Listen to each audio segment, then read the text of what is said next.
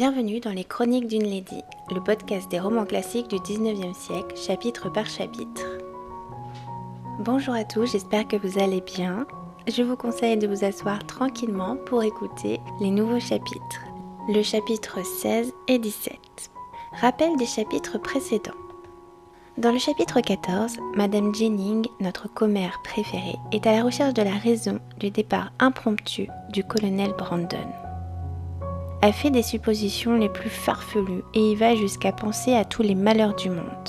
Avec toutes ces suppositions, on en apprend davantage sur la famille du colonel. Dans le chapitre suivant, qui est également un peu triste et étonnant, nous avons le départ inattendu de Willoughby, également pour Londres. Marianne est dans tous ses états par l'abandon de son cher amoureux. Elle ne vit que pour lui. Raison et sentiments, chapitre 16. Marianne se serait trouvée impardonnable si elle eût été capable de fermer l'œil la première nuit après le départ de Willoughby. Et elle aurait été d'autant plus honteuse le matin de se présenter à sa famille avec un teint reposé. Il n'y a pas eu de danger sur ce point-là car elle a eu beaucoup de mal à s'endormir. Elle ne ferma pas l'œil de toute la nuit et passa une grande partie dans les larmes.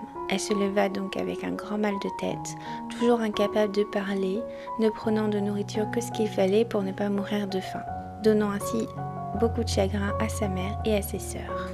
Quand elle eut fini de déjeuner, elle alla se promener seule, erra dans le village d'Allenham, sur la colline où elle avait rencontré Willoughby, se nourrissant des souvenirs de son bonheur passé et pleurant amèrement sur son malheur actuel. Le reste de la soirée, elle rêvait, elle allait parfois à son pianoforte et jouait tous les airs que Willoughby aimait. Elle passa ainsi les jours suivants des heures entières devant son pianoforte, chantant et pleurant alternativement, sa voix souvent totalement arrêtée par les sanglots. Que ça soit les lectures, la musique, elle ne cherchait que ce qui pouvait nourrir son chagrin et ses regrets. Quelques jours plus tard, sans s'affaiblir, elle se calma et sombra dans une profonde mélancolie. Aucune lettre de Willoughby n'arriva. Marianne ne paraissait pas en attendre. Sa mère était surprise et Elinor inquiète. Madame Dashwood trouvait toujours une excuse à Willoughby du fait de cette absence. Elle précisa à Elinor combien de fois Sir John va prendre lui-même nos lettres à la poste et nous les apporte, Willoughby devant qui il nous les a souvent remises. Nous avons supposé, vous et moi, que le secret était peut-être nécessaire. Et peut-il y en avoir dans leur correspondance si elle passe par les mains de Sir John. Mais Elinor savait qu'il y avait un moyen si simple et si naturel de savoir exactement le fond de cette affaire, et s'ils étaient engagés ensemble ou non, qu'elle ne put s'empêcher de suggérer à sa mère. Pourquoi, maman, ne le demandez-vous pas à Marianne? Elle est, par caractère franche, candide, disposée à la confiance, surtout avec vous. Madame Dashwood répond, supposant qu'il soit possible, je ne crois pas, qu'il ne soit pas engagé et qu'elle ait des doutes sur lui, combien cela ajouterait à sa douleur d'être forcée d'en convenir? Je connais le cœur de Marianne, je sais combien elle m'aime. Je serai la première à savoir ce qui la touche quand elle pourra me le dire. Ou elle n'a aucun doute sur la constance de Willoughby, alors je dois être tranquille. Ou elle en a, et il serait affreux pour elle de me le dire. Elinor trouvait que cette générosité était poussée trop loin avec une fille aussi jeune et qui avait un tel besoin de guide et de conseils. Il se passa bien des jours avant même que le nom de Willoughby fût prononcé devant Marianne par quelqu'un de sa famille. Lors des repas avec Sir John et Madame Jennings, n'était pas aussi discret et faisait des sarcasmes sur sa tristesse qui la firent souffrir doublement. Un jour, Madame Dashwood prit un livre dans la bibliothèque et choisit Hamlet. Elle se souvint que ce cher Willoughby avait commencé à lire et qu'elle n'allait pas attendre son retour pour l'achever, s'il devait revenir que dans quelques mois. Marianne, avec terreur, répondait « Moi ? Non, des semaines tout au plus. » Elinor était charmée de cette réponse, car la réponse de Marianne montrait une confiance entière en Willoughby et une connaissance de ses intentions. Un matin, environ 15 jours après le départ de Willoughby, Elinor obtint de Marianne de se promener avec elle comme elle faisait précédemment, avant que le chagrin lui fît préférer la solitude. Elles se promenaient dans la vallée, parlant peu. Elles arrivèrent à un endroit où la contrée était plus ouverte et présentait une vue plus étendue. La vue devant elle, qui se dessinait au loin, était la route de Londres. Marianne repensa à Willoughby qui avait traversé cette route pour partir pour la capitale. Peu après, elles distinguèrent un homme à cheval suivi d'un domestique qui s'avançait de leur côté. Sans pouvoir le reconnaître, les yeux de Marianne étaient attachés sur lui et sur chacun de ses traits. « C'est lui, c'est bien lui, je le reconnais. Qui serait-ce sinon mon Willoughby ?» Et elle courut à sa rencontre. Elinor la suivit plus doucement en lui criant « Arrêtez, Marianne, que faites-vous? Vous vous trompez, ce n'est point Willoughby, ce cavalier n'est pas aussi grand et n'a pas du tout sa tournure. » Elle doubla le pas. Elinor était convaincue que ce n'était point Willoughby. Effrayée de voir sa sœur courir ainsi au-devant d'un étranger, marcha plus vite pour la rejoindre et l'arrêter. Arrivée près de lui, Marianne regarda et se sentit près de défaillir en voyant alors clairement qu'elle s'était trompée, que ce n'était pas son ami, et se retournant brusquement, voulut s'enfuir. Elinor au contraire l'arrêta, en conjurant Marianne de s'arrêter aussi. Une autre voix presque aussi connue que celle de Willoughby, elle se retourna avec surprise et vit tout près d'elle Édouard Ferrare. Enfin notre fameux Édouard Ferrare qui est de nouveau là. Nous allons en savoir un peu plus. Marianne put pardonner que ce ne soit pas Willoughby. Elle s'efforça de sourire en lui souhaitant la bienvenue, et le bonheur de sa sœur lui fit oublier un instant son désappointement. Il descendit de cheval et revint avec les deux sœurs à Barton-Chaumière, où il venait leur rendre visite. Elles lui témoignèrent leur plaisir de le revoir. Marianne mit un peu plus de chaleur dans sa réception qu'Elinor. Elinor resta prudente et réservée. De plus, les manières de Édouard n'annonçaient ses sentiments pour Elinor. Il ne la distinguait par aucune marque d'affection. À peine paraissait-il sensible au plaisir de la revoir.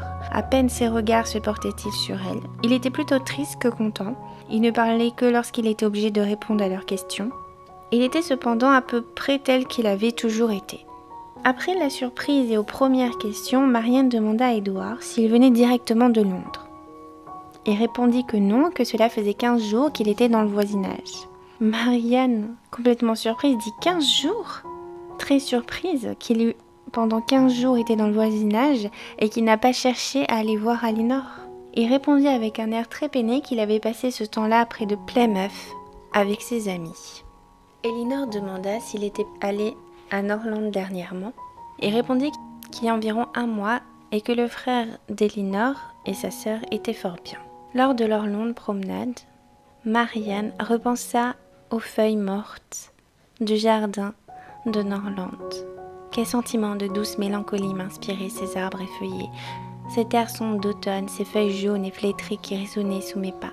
Maintenant, personne ne les admire, personne ne les regarde. On les dédaigne et on se hâte de les balayer, de les ôter. Elinor répond « Tout le monde n'a pas la même passion que vous pour les feuilles mortes. » Et Marianne retomba dans une profonde rêverie.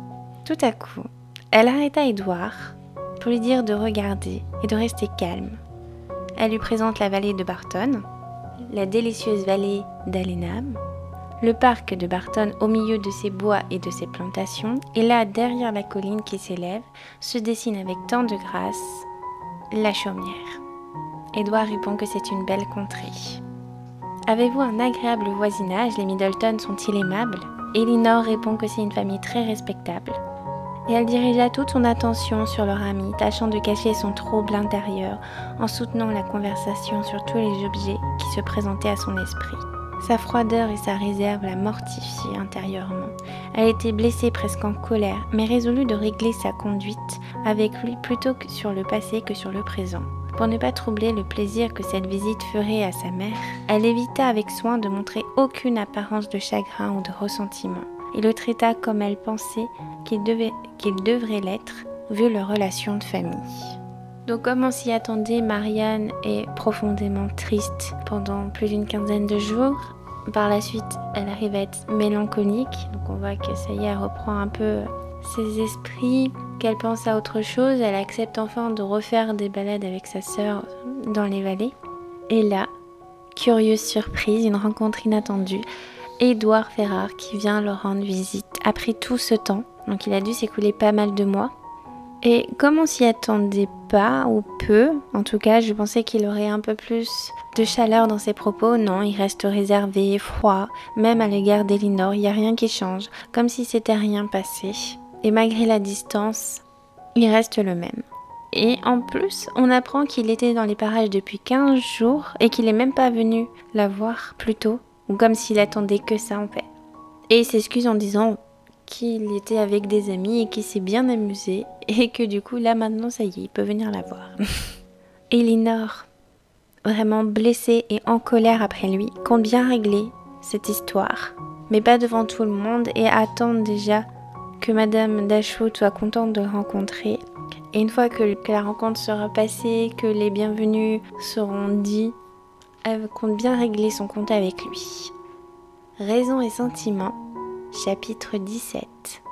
Madame Dashwood ne fut pas du tout surprise en voyant entrer Edward.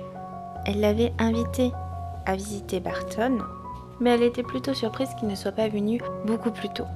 Aussi, elle le reçut avec une telle expression de joie et d'amitié que la réserve et la froideur d'Edward ne purent tenir contre un tel accueil. Madame Dashwood était bonne, amicale et le mit entièrement à son aise. Elinor eut donc la satisfaction de le voir aussi bien à son gré qu'elle l'avait toujours vu. Son affection pour toute la famille se réveilla en entier, ainsi que son tendre intérêt pour leur bonheur. Édouard n'était pas gai cependant, un poids semblait peser sur son cœur. Il fut attentif, bon, aimable, mais il avait un fond de tristesse.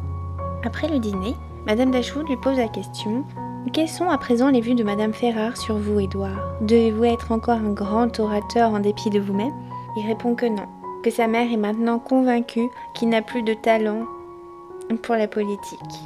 Mais comment deviendrez-vous célèbre? Car il faut absolument qu'on parle de vous dans le monde pour satisfaire votre famille. Et mon cher Édouard, il faut vous rendre justice, n'ayant aucun goût de dépense, aucun désir d'obtenir une place, aucune envie de briller et de faire parade de votre savoir. Cela vous sera difficile. Vous dites vrai, madame. Je n'ai aucun désir d'être distinguée et j'ai toutes les raisons possibles d'espérer que je ne le serai jamais.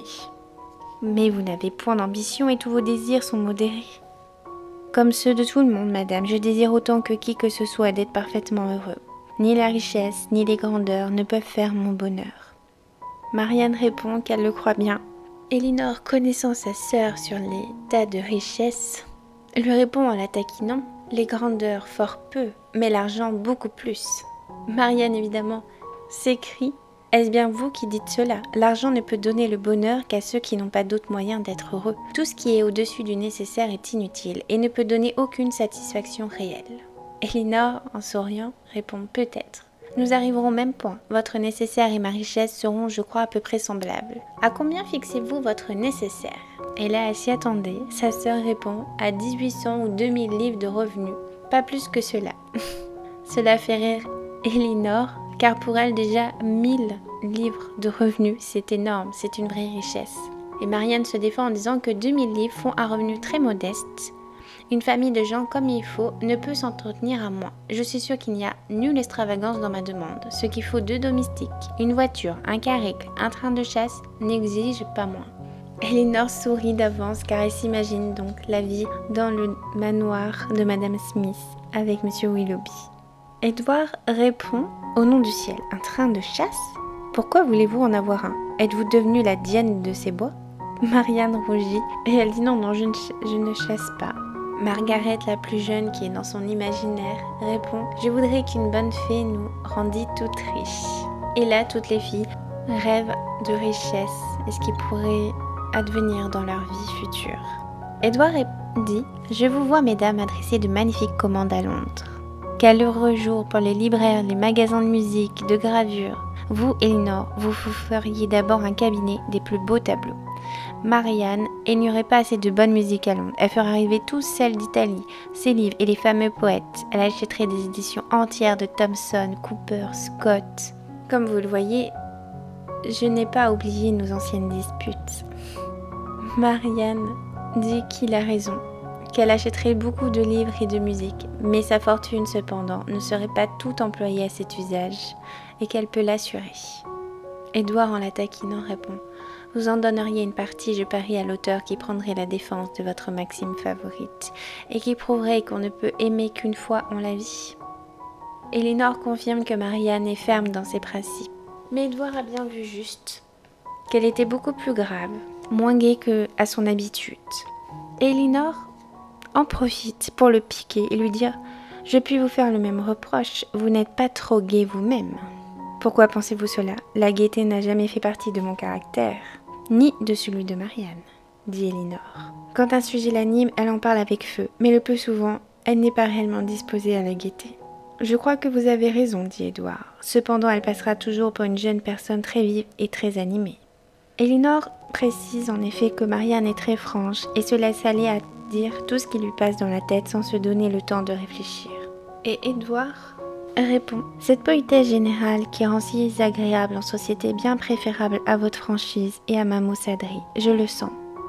Mais il ne dépend pas de moi d'être autrement. Je suis si ridiculement timide que cela me rend souvent négligent et presque impoli, quoique je n'ai jamais l'intention d'offenser personne. Je crois que j'étais destinée par la nature à la vie simple et retirée, tant je suis mal à l'aise dans le grand monde. Si je pouvais me persuader que mes manières sont aisées et gracieuses, je ne serais pas timide. Et Marianne lui dit que de toute manière, il serait toujours réservé. Réservé dans le sens caché, mystérieux, renfermant ses sentiments en lui-même. Et là, Édouard se sent quelque peu attaqué et lui demande: caché, mystérieux, en quelle manière? Qu'ai-je donc à confier? Pouvez-vous supposer? Marianne réplique: je ne suppose rien. Et là, l'émotion d'Édouard n'échappa point à Elinor. Édouard ne répondit rien, mais il redevint sérieux, préoccupé, et resta quelque temps absorbé dans ses pensées. Et voici pour ces 2 chapitres. Nous avons enfin retrouvé notre Édouard qui est toujours aussi pareil, peu dans la révélation de ses sentiments, assez froid, même s'il a retrouvé un peu de gaieté, de joie de vivre, d'avoir retrouvé Madame Dashwood, qui est toujours aussi bonne, toujours pleine de gaieté, de l'accueillir et très heureuse de le revoir. Elle est même d'ailleurs pas surprise de le voir parce qu'elle l'avait invité, donc elle attendait que ça, elle savait qu'il allait venir. En fait, ce qui la surprend, c'est qu'il a mis autant de temps à venir. Sinon, Édouard a bien compris que Marianne avait rencontré quelqu'un. Elle est toujours dans ses principes, qu'on ne peut aimer qu'une seule fois, que c'est l'amour de sa vie. Mais là, elle parle plus d'avoir une grande maison, un garde-chasse, alors qu'elle n'aime pas la chasse, que ça y est, malgré toutes ses lectures, toutes ses musiques, elle penserait à un autre bonheur, à une autre personne. Donc Édouard a bien compris son jeu, qu'elle était aussi un peu plus triste, qu'il s'est passé quelque chose pendant son absence. Et du coup, Elinor et Marianne en profitent pour dire que lui aussi, il est plutôt grave dans ses sentiments, dans sa manière de faire. Et il se cache sous le coup de la timidité, qu'il n'est pas sûr de lui et qu'il ne peut du coup dévoiler ses sentiments comme ça. Où il paraît vraiment réservé, un peu imbu de sa personne, même si au fond de lui il ne souhaite de faire de mal à personne. Oui, que sa timidité le rend négligent, même parfois impoli, mais qu'il n'a l'intention d'offenser personne. Mais Marianne le pique en disant qu'il a quelque chose à cacher, à garder secret, qu'il a vraiment un air de mystérieux. Et là, Édouard, malgré cette attaque, essaye de renfermer ses émotions, il ne parle plus. Il redevient vraiment sérieux, préoccupé, et il resta même quelque temps absorbé par ses pensées. Elinor l'a bien vu, l'a bien remarqué. Donc on verra dans les chapitres suivants quel est ce mystère, quel est ce secret que garde Édouard au fond de lui et qui ne veut partager avec ces demoiselles. Je vous remercie de m'avoir écouté, je vous dis à très vite sur les réseaux sociaux. Je vous souhaite une belle semaine et à très bientôt.